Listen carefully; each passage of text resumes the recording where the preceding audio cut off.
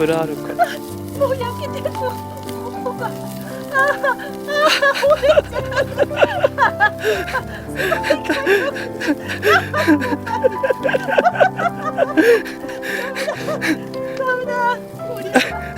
木のところが全部焼けた。持ち手が。持ち手が。もう台無し。火力強すぎた。まあいいや。もうひっくり返らないダメか。火力の強いところでやる。よりによってすごい火強い時にやったんですか。本当だね。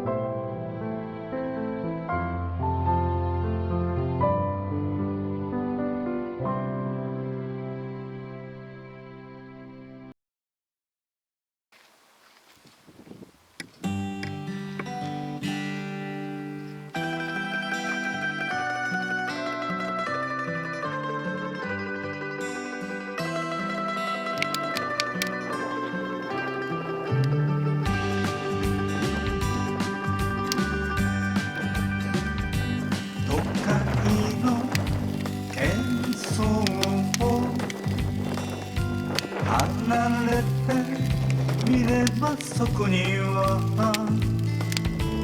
ようようと輝く生き物たちの世界。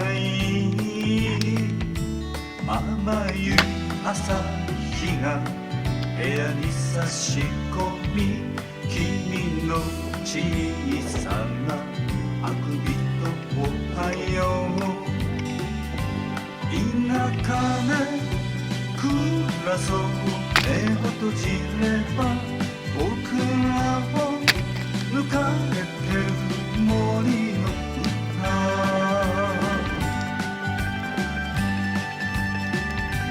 春の風が吹けば新しい命を眺め、夏の雨が降れば食いしばる強さを知る。小さな畑に花を添えよう。君の笑顔に僕はひと踏ん張り。田舎で暮らそう、心のままに。君と共に生きてゆき